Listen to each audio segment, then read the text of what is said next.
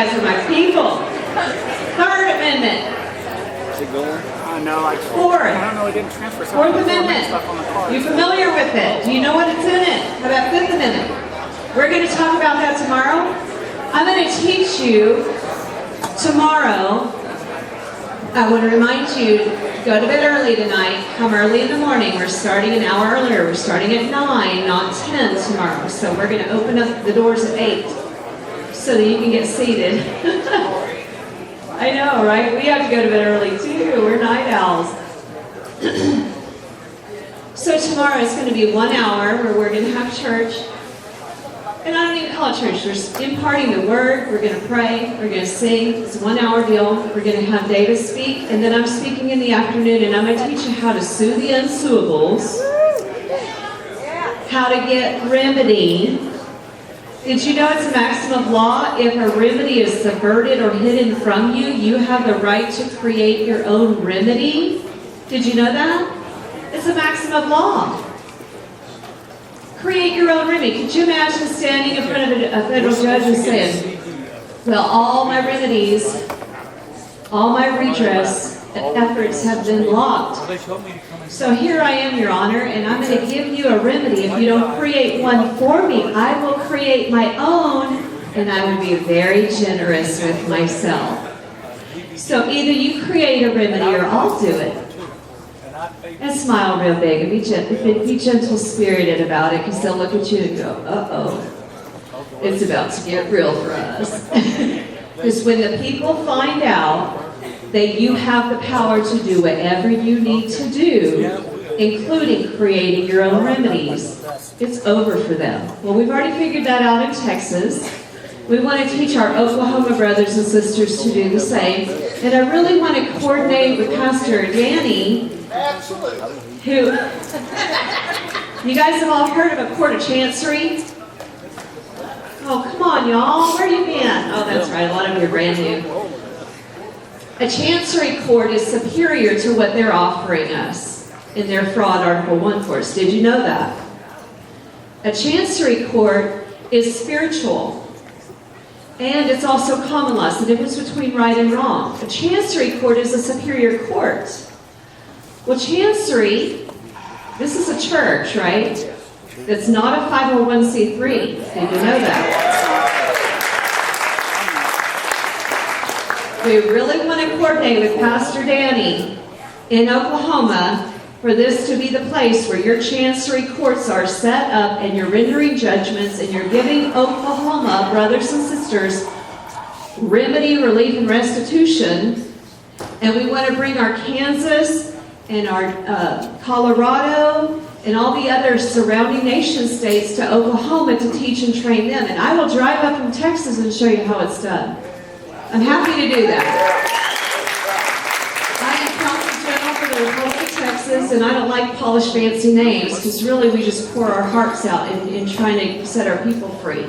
It's not about the title, it's about the energy behind it. That we have, can I tell them a story real quick? In Texas, there was a divorcing couple where the husband absconded property from the wife, paid off her rental home, and then deeded it to himself, and then filed for divorce.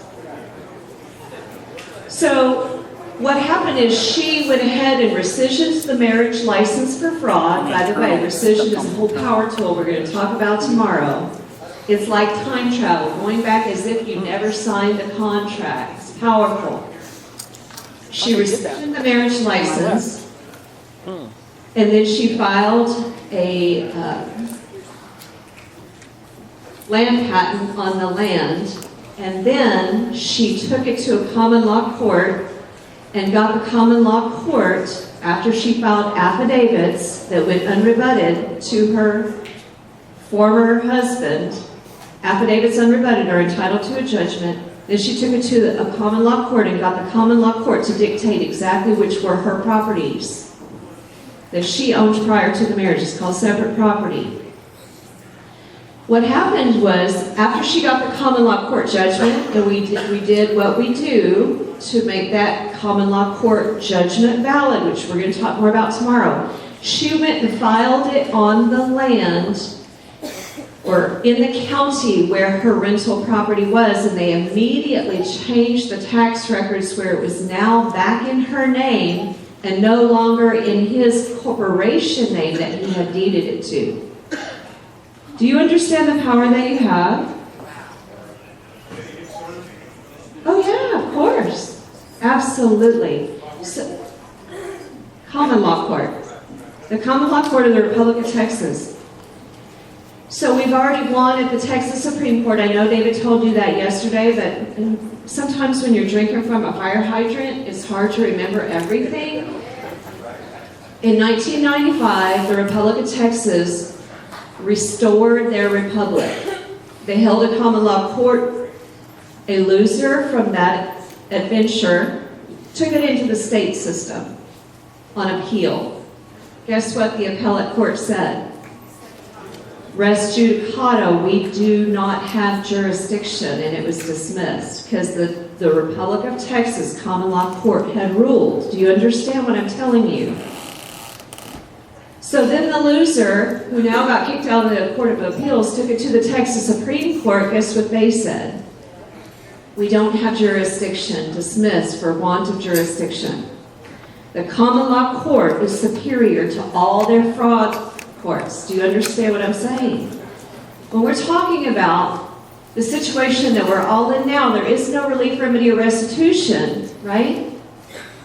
But what happens when you start forming your common law courts, rendering judgments, filing them in the public? It's over for them. Do you understand what I'm saying? It's a beautiful thing. So we're going to teach you how to do that tomorrow.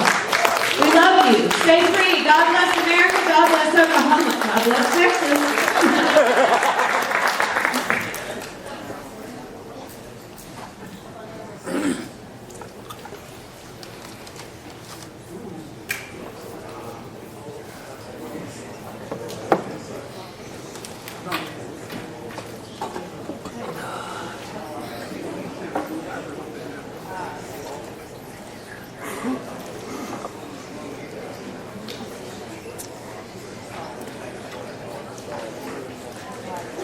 Okay, we're ready?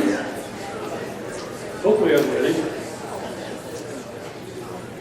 Y'all get enough to eat?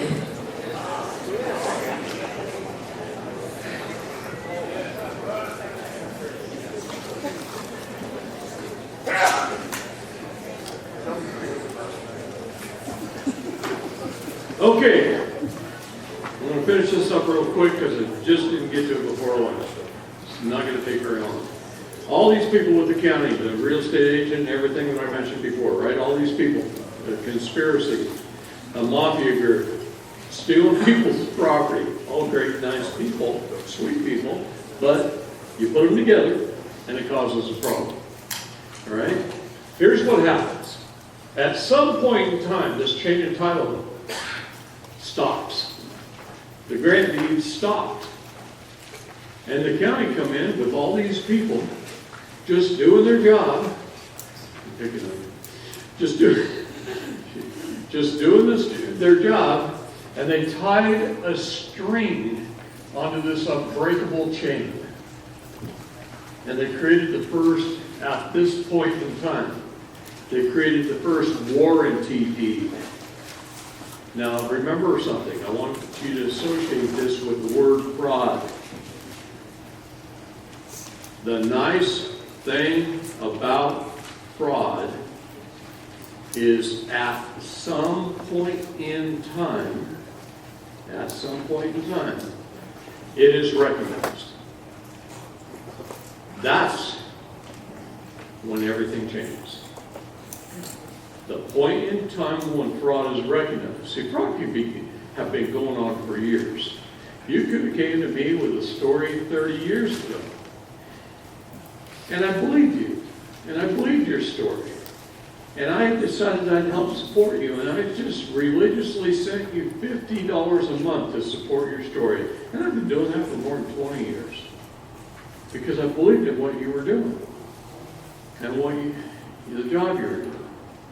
And then one day you woke up and you felt guilty. And you came to me and apologized and you said, hey, you know, I've been just using your $50 a month for beer money. And it wasn't going for what he said it was going for. The minute he did that, that's that point in time where I recognized it was fraud. And now, I can go back to every payment I've given him, and that he owes me the money back. Because it's fraud. This is the same with the county. They got all these people together, they train them just how to do their job. That way they're morally, ethically righteous people who are just feeding their family and getting their paycheck, not knowing any different, smiling and having fun. And you put them together, each one, in a room, and they conspire to steal your property from you through fraud. And none of them knew that. Not a one knew it. But they did, and they created a war, rant, TD. They declared war by the state, all licensed in their businesses, to declare war on me to steal my property. And I thought I owned it. Okay. And they tied the string. And then I sold it. And somebody else bought it. And they sold it and somebody else bought it. They sold it and somebody else bought it. And they sold it and somebody else bought it. And then here you are. You come along and you buy that home. And you hold a warranty deed. Could have been sold 20 times. Probably wasn't. Could have been. And you bought that home. And you believed that you own it. You believed with your own sweat of your brow, you earned the money, the debt notes. It wasn't even money in the first place. And you believe you own that home. Everything here is an abstract. Now, you go to a David Straight seminar and you learn about land patents. And you decide to claim the land patent, and you attach yourself to the last grant deed. That means you build another link on the chain, and this is now you. Everything here doesn't matter, it just falls away.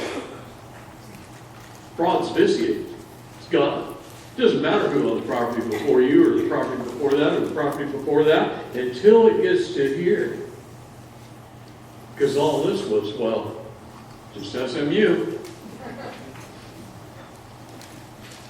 That's all it is. So we don't care about any of this. We care about you and whoever this was. And they could have died a long time ago. You do an acceptance of the last grant deed, they could have died. It's a posthumous acceptance. And you record this, this, this, and this. You record your new grant deed, this grant deed, and the land patent. With an affidavit, you just accept it. You record it on the county records. And you record your new grant deed. Now, you are the grantor. And until you grant it to one of your heirs and beneficiaries, which you should do, have a good estate plan, okay, your trust, you own the property, and no government can take it from you. I didn't say they couldn't try to take it. They can. And they'll try and take it, and try and take it, and try and take it. And as long as you do what I taught you right before lunch with your taxes, you'll be okay. Okay? All right. Everybody got that? Is that stuff in the book, Ned? What's that? Is that stuff in the book? Okay, hold on.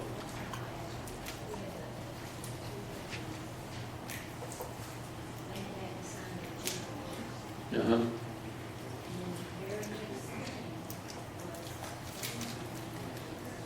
Mhm. Who cares? I don't care about warranty fees. I step over piles of.